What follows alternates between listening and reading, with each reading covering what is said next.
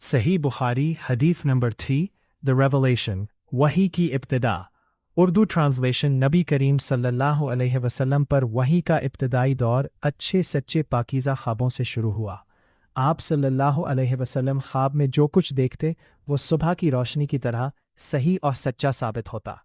फिर मिन जानिब कुदरत आप सल्लल्लाहु अलैहि वसल्लम तन्हाई पसंद हो गए और आप सल्लल्लाहु अलैहि वसल्लम ने गार हिरा में खलवत नशीनी इख्तियार फरमाई और कई कई दिन और रात वहाँ मसलसल इबादत और याद इलाही व ज़िक्र फ़िक्र में मशगूल रहते।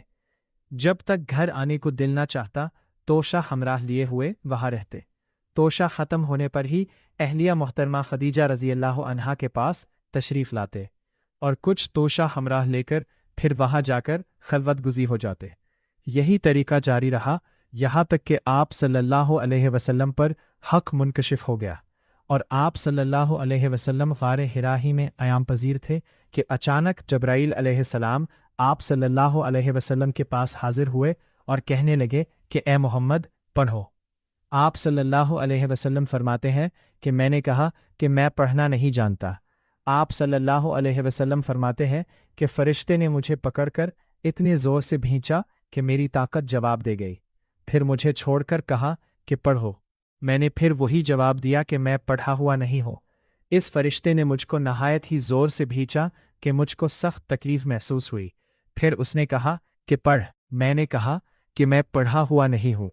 फरिश्ते ने तीसरी बार मुझको पकड़ा और तीसरी मर्तबा फिर मुझको भींचा। फिर मुझे छोड़ दिया और कहने लगा कि पढ़ो अपने रब के नाम की मदद से जिसने पैदा किया और इंसान को खून की फटकी से बनाया। पढ़ो और आपका रब बहुत ही मेहरबानियाँ करने वाला है।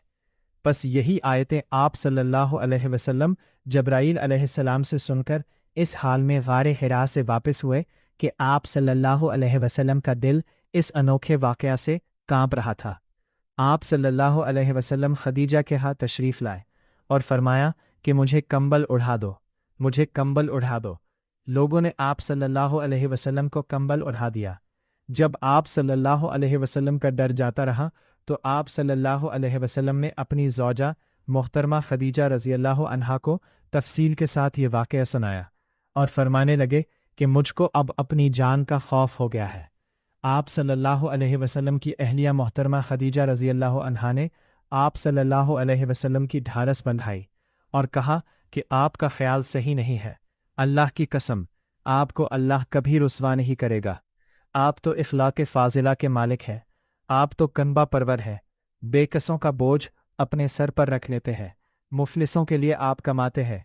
मेहमान नवाजी में आप बेमिसाल हैं और मुश्किल वक्त में आप अम्र हक़ का साथ देते हैं। ऐसे औसाफ़े हसना वाला इंसान यूं बेवक्त ज़िल्लत व ख्वारी की मौत नहीं पा सकता।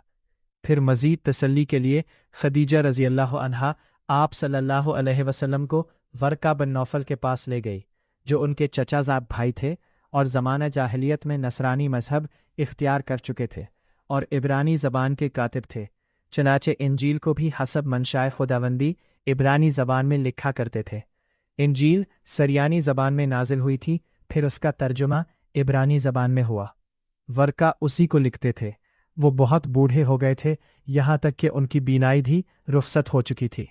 खदीजा रज़ी अल्लाह अन्हा ने उनके सामने आप सल्लल्लाहु अलैहि वसल्लम के हालात बयान किए और कहा कि ए चचाज़ाद भाई, अपने भतीजे मोहम्मद सल्लल्लाहु अलैहि वसल्लम की ज़बानी ज़रा उनकी कैफियत सुन लीजिए। वो बोले कि भतीजे, आपने जो कुछ देखा है इसकी तफसील सुनाओ।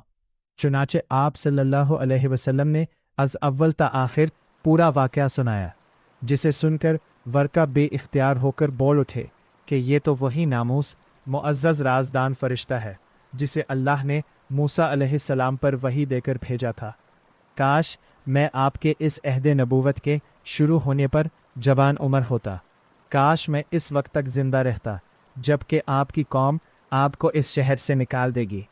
रसूलुल्लाह सल्लल्लाहु अलैहि वसल्लम ने ये सुनकर ताज्जुब से पूछा कि क्या वो लोग मुझको निकाल देंगे, हालांकि मैं तो इनमें सादिक व अमीन व मकबूल हूँ।